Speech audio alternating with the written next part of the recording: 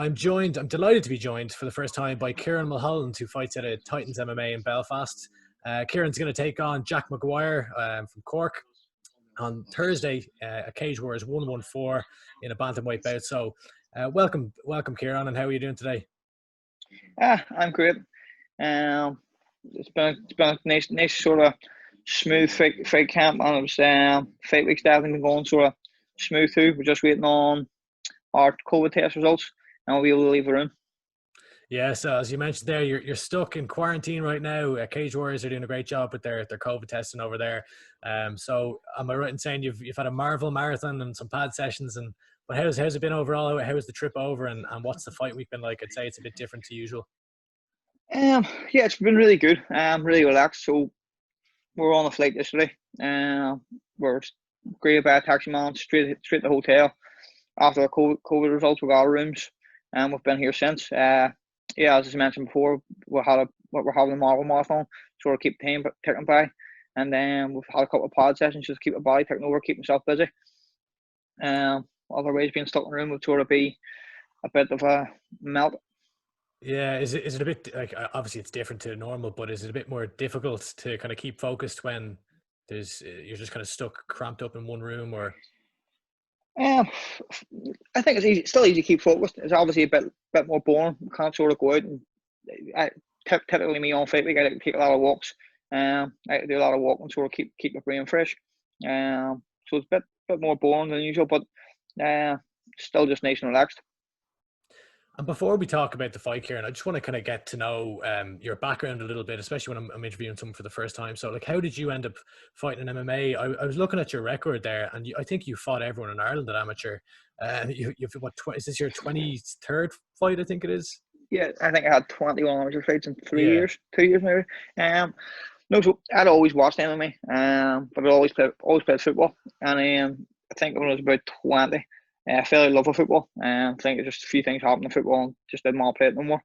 And I thought, you know what, now's the time to give MMA a go. I think I sat maybe on the sofa for about two or 3 months just doing nothing, but watching MMA. And then I said, do you know what, I'm going to give it a go. So I joined MMA and never looked back. I think I had my first fight after maybe 10 weeks or something with MMA. Had like an inter-club show, and that was it. I sort of really got the buzz for it then. Really loved it. I think a lot of my fights in my record probably shouldn't have took on short notice, but the amateur was all about learning, so I didn't mind bouncing on short notice and just getting a fight.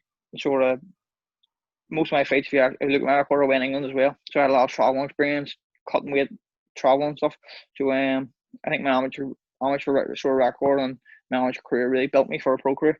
I sort of took my time as well, so it took 3 years amateur, and I had a lot of fights and a lot of experience. And when you first started training, where were you training out of? So our original gym was called PHK MMA. I think last year we sort of moved premises and sort of rebranded and renamed. PHK MMA is sort of still our core fight team, but Titans MMA is sort of the new brand for a lot of the public classes and stuff. It's just still the same head coaches and still the same core group. Okay, and like, so as maybe one of the, like, there's obviously some massive gyms in Ireland, like SPG, FAI up in Belfast as well, and a number of other ones. As maybe like a smaller gym, maybe to some people in the country, is it more difficult for you to kind of to get the same level of sparring partners and stuff like that, or do you cross train in different gyms, or? Personally, me, I like to do a lot of cross training. I train a lot of times up in Ballymena. I go to Rodney's place. There's a lot of sort of nice bars up there, good flyweights and bantamweights. Used to train with Andy Young and Arnold Dos Santos up there, and then there's a couple of nice bars with bantamweights, sort of George Courtney and stuff. I sort of think I've been away to England as well a couple of times to train this. I was over to Spa for a couple of weeks. After I fought John Hughes. More recently, I've been in Team Cabon. I think Team Cabon's probably been the highest level sort of gym I've been in. They've got a lot of real good fighters over there. Sort of bantamweights and featherweights, a lot of good sparring. Would that be with the likes of, say, Caelan Loughran and those sort of guys? Caelan and Tiernan are two from you obviously know from here. Yeah, they're very good talent over there. But even beyond that, there's a few guys from Bellator stuff. Rafa, You think he's 2-0 Bellator. He's fantastic getting rounds in with him and stuff. There is a lot of good sparring over in Pinkerpon. It was we were for the last sort of 3-4 weeks in my camp, getting a lot of good training, getting a lot of good sparring, and there were guys like Mike Grundy and stuff for wrestling. It's completely different level. Yeah, and I want to talk to you about your amateur career. So, like, how old are you now? 25. You're 25. So Just turned. it's so you've really only been training 5 years, and to have like 21 Yeah. fights at amateur just in the space of what, 3 years, I think you said it was in total. Yeah. Your amateur career, like that's crazy to me. So, not in a bad way or anything, but like, did you essentially use your amateur career as your development and your training? Like, you essentially looked at that as, I'm going to just fight as frequently as I can and try and develop my skill set through fighting often. Yeah, so I was sort of one of the guys. I wouldn't have like blew up too much out of camp. Sort of always loved to train. Like I can't take days off training. Like, I mean, taking a weekend off to relax more than enough for me. I can't take any more than that off. So like after a fight, I get stuck straight back in. And there was guys started realizing this and started offering me fights sort of after fights. So I think a couple of fights in my record, if you look, are just after. I think one in particular comes to the top of my head. I beat Jack Temple on FCC. And we were sitting on the plane on the way back to Belfast, and I got a call from UKFC asking me to want to step in on a week's notice to fight Colin McVeigh for the bantamweight title. So we had pretty much landed in Belfast, done half a week's training, and then flew to Preston to fight again. The Artem Lobov approach, basically. Yes, there's plenty of times. Actually, I think it was as well. I was in Liverpool at the time. I got a phone call to fight Mati Saros. I'm not really sure how to pronounce that name. Mati Yeah, Zaharov, right, out of SPG Port Arlington. Yeah. So like I wasn't in the country at the time. I was actually training in Liverpool at the time, and I got the phone call. I think I was on like a week's notice as well. So we're planning my fights on my record for 2 weeks notice. But I always just sort of stayed in shape. So if anything did ever come up, that I was ready for it. And then, so like, just immediately when you're talking about that and like talking about the frequency of your fights there, I'm just thinking like coronavirus must have destroyed any kind of momentum that you had going, or not destroyed, but like I imagine it was probably more difficult maybe for you as someone who likes to stay active the whole time to then be sidelined unexpectedly for six or when was the last time you fought? It was November, so that was a year ago, almost 10 months. Yeah, I was hoping for a really big 2020. I thought the pro debut sort of obviously it was a bit of a kick in the teeth, the loss, but I thought the performance was good. I think Nathan Flex was a stellar opponent. I think you've seen how close it was to beating him. Had a really good choke in. He done brilliant getting out of it, and I sort of bit the other end of the sword. I came away from it. As I say, I got stuck back in the train. They've made a lot of improvements. I think Thursday's going to show a lot of improvements. I was really hoping for big 2020 sort of fight maybe 3-4 times this year, but as I say, due to COVID, it sort of didn't happen. I'll be lucky getting 2 fights in this year. And in Irish MMA, like there seems to be there's different paths that fighters can go down, whether it be Cage Warriors, whether it be Bellator, or maybe going abroad, like the likes of Dean Barry fighting this week over in UAE Warriors. Why did you choose Cage Warriors? I know you fought on their Cage Warriors Academy shows, but what was the reasoning behind? Like, did you have a choice between, say, a Cage Warriors or a Bellator? So personally, for me, Cage Warriors the brand I chased for a long time. Me personally, I think Cage Warriors get your reality to a certain level that when you get into the UFC, you're not starstruck. You're ready to perform and you're ready to compete and further yourself. Like you look at the guys that go, sort of make the UFC from Cage Warriors, they're all pushed. They all sort of maybe get top 10, top 15. Some of them have gone on to be world champions, and that's something I look for. Even young in my career, I targeted going for the Cage Warriors Academy titles. And as soon as I heard the Cage Warriors Academy Grand Prix was being held, I was on the phone. I was straight on the phone to Andy Rance and Andy, can I be the flyweight or bantamweight to get the nod for the tournament? So when Cage Warriors made the offer for me to turn pro, it was a no-brainer. So, like, were you kind of planning during your amateur days that you wanted to be in Cage Warriors for your pro career, and that's why you went for those Cage Warriors Academy shows? Yeah, so I sort of put a plan in place in my own head that if I fought in the Cage Warriors Academy shows and racked up Cage Warriors Academy titles, that Cage Warriors would sort of approach me. They take notice of you, basically. Yeah, they make a pro contract, and then my ideal goal now is make my way through Cage Warriors, get the title, and then get on to the UFC. And as we look ahead to your fights, you're fighting Jack Maguire out of MMA Cork. Yeah, I think you're very familiar with each other. So I noticed, I was speaking to Jack earlier in the week, and I was just talking to him about Akuma 10. So where you had won the flyweight title, and then the very next fight, Jack fought, and he won the bantamweight title. You must be quite familiar. I'm sure you've come across each other a number of times on the amateur scene. Yeah, I think we fought along a lot of the same shows. And even sometimes it's been teammates fighting on the same shows. Jack, me and Jack sort of do know each other really well, and I think we went to the European Championships and the World Championships together as well. Out in Bahrain and Romania. I was with team also. He was obviously with Team Ireland, but sort of me and Jack have always had a good bit of banter and sort of always talk with each other. So there's obviously this fight week's obviously going to be one of the easiest. There's going to be no sort of real angry nasty nonsense. It's just going to be sort of two men have respect for each other, get in the cage and throw down. Which do you prefer? Do you prefer like a spectacle where there's maybe a bit of animosity versus, or would you prefer like more kind of the sport aspect of MMA where it's just, okay, two guys, as you said, you're just athletes competing and you know each other and you get on well and you go in and fight and then leave it in the cage and after that you kind of go for a pint or leave it at that? Me personally, I don't really mind. There's been a few fights where I sort of had a bit of animosity. Never really from my side. Like I sort of fought Muhammad Maguire. I thought like me taking on 2 days notice that he was going to be sort of more respectful, and he wasn't. I think he done the same thing with Glenn McVeigh. You sort of see how aggressive he gets, and sort of he wants to get. I think he's the type of person who needs not a bit of animosity.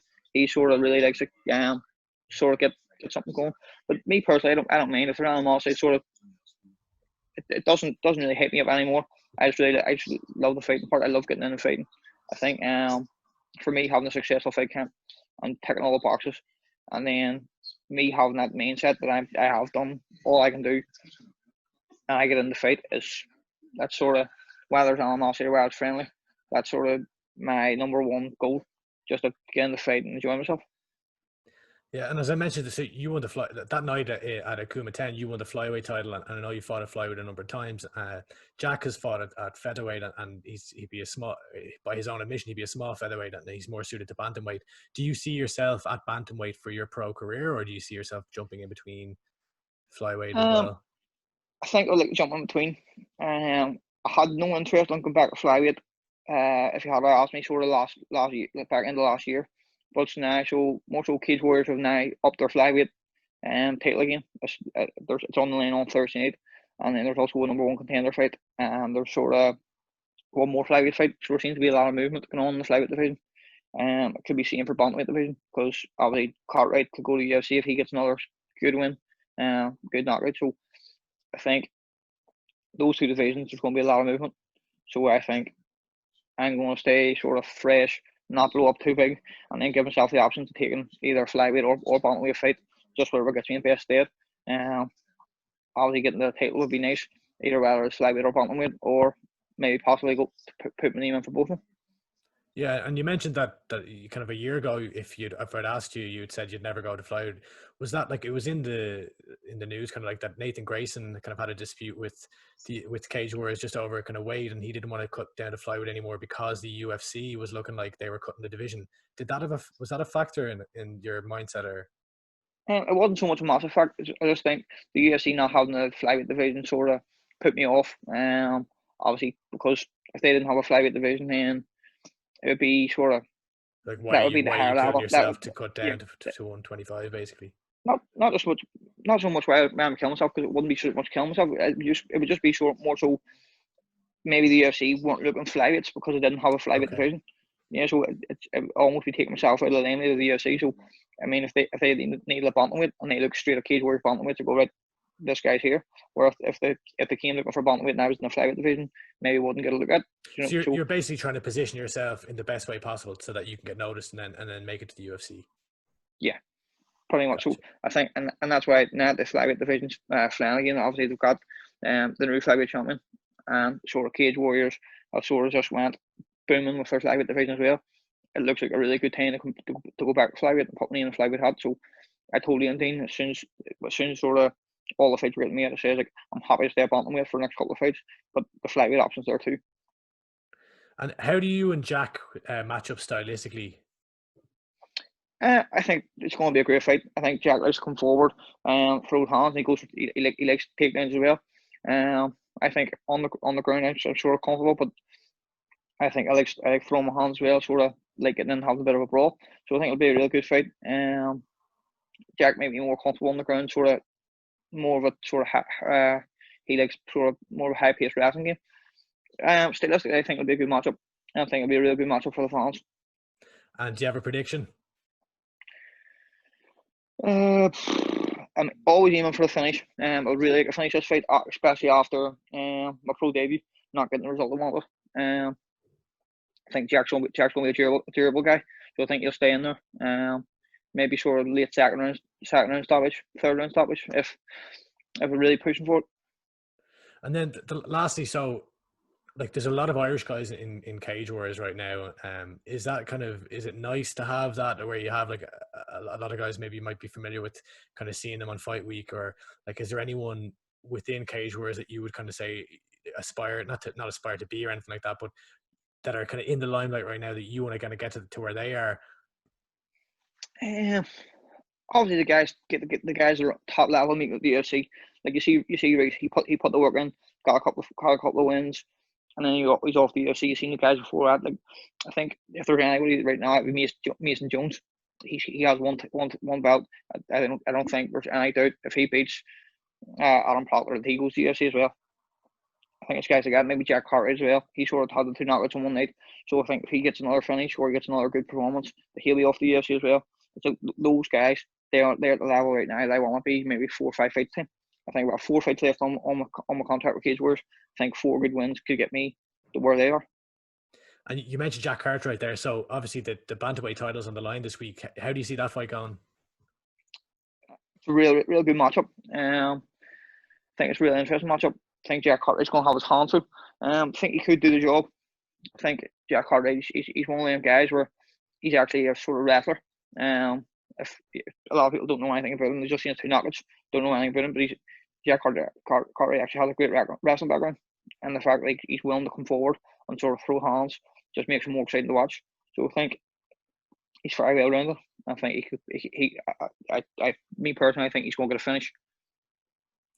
Ciaran, it's been an absolute pleasure to talk to you. I think it's great that there's more Irish people or more Irish fighters competing on these cards.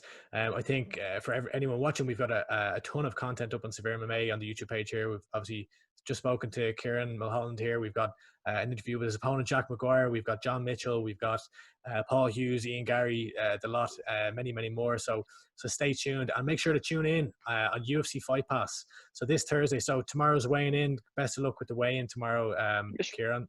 Thank you very much. Tune in on Thursday.